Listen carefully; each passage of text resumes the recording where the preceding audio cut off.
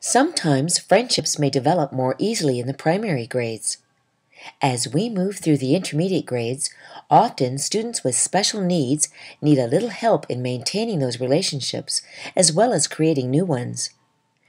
Now, we know a good recipe requires good ingredients, so let's take a look at some of the ingredients needed to create good friendships.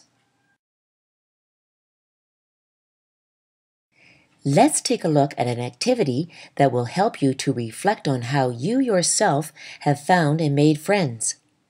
You may find that many of the same practices that you have used also apply to our students with special needs. So please get a piece of paper and a pen.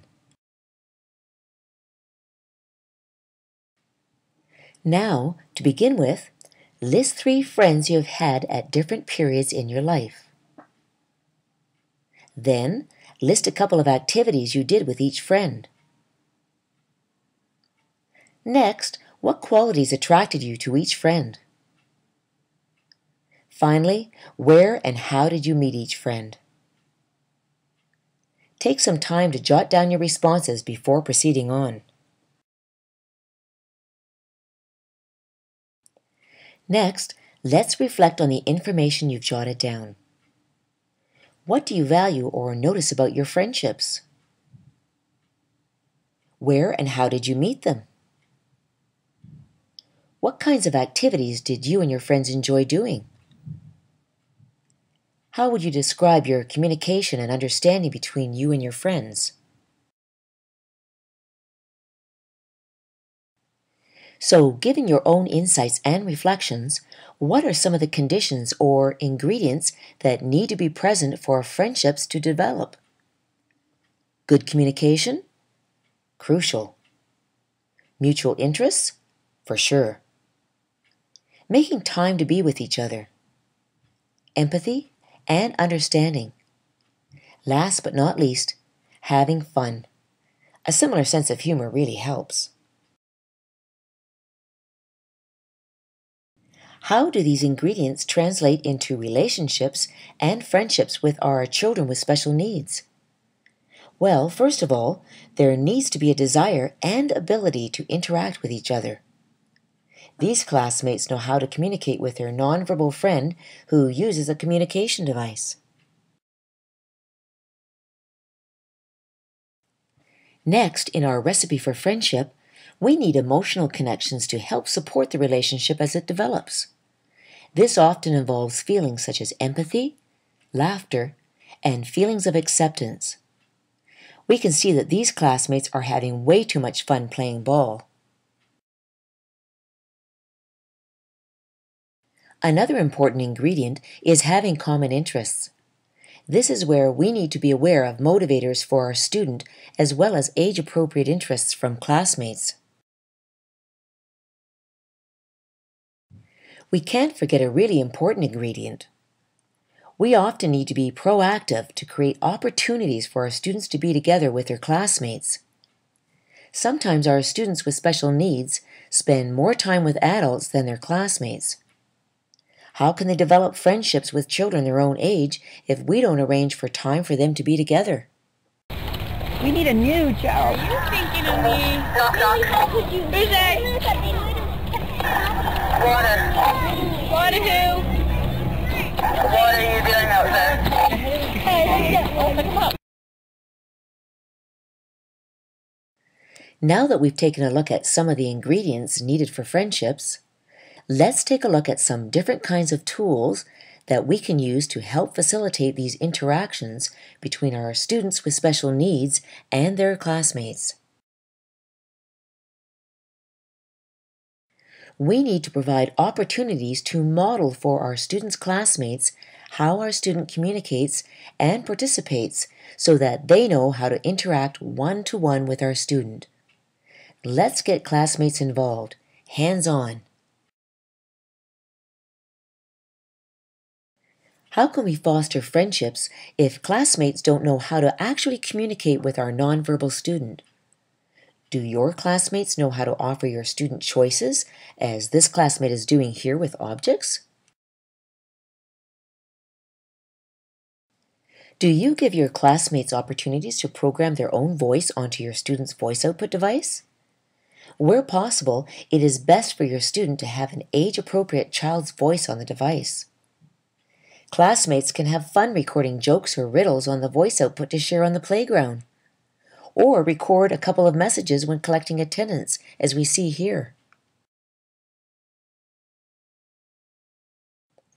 Classmates may say hi as they walk by, but do they know how to wait and acknowledge a greeting from your nonverbal student? This might involve brief eye contact, a hand movement, a vocalization, or a comment on the voice output device. Remember, building friendships involves two-way communication. Friendships often involve helping each other. Do your classmates know how to help prompt your student to participate without completing the task themselves? So who can you get to provide ongoing in-service for your class? Sometimes families come to talk with their child's class. Other times, an itinerant teacher or therapist might come to provide an experiential activity or demonstrate a piece of equipment. Your student's assistant may also be a good resource to model to classmates and then step back to encourage them to try themselves.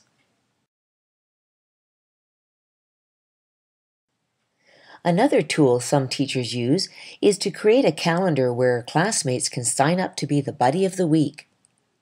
After learning how to offer choices, interpret some of your student's personal dictionary, and perhaps learn how to prompt your student to participate, the current buddy could teach the new buddy the following week. This sustained interaction throughout the week really helps to solidify the learning for the buddy getting to know your student. A teacher or assistant can also organize a peer support group, where some classmates may volunteer to meet and chat about how to get your student more involved in fun activities during recess, lunch, and perhaps after school. They might brainstorm on how to help your student participate in a ball game, or perhaps attend a dance if the music is too loud. Another helpful activity is to brainstorm mutual interests for the entire class. By creating lists of students' names under each activity, classmates can learn about someone else who has a similar interest. Remember, common interests is an important ingredient in developing friendships. Some of these students are playing a game while the student uses a switch and a spinner to call out the next move. These other students are watching their classmate draw a picture on an iPad. Many students enjoy using iPads. Another tool to help provide opportunities for connections is to create a club for recess or noon hour that would be motivating and age-appropriate for both your student and classmates. Check with your class to see what they enjoy, such as a nail club or a game club. If we want to attract classmates in order to build friendships, we need to arrange for tempting activities. In this video clip, classmates have come to see this student play the piano using an app on the iPad. A classmate later commented, "She can do anything." This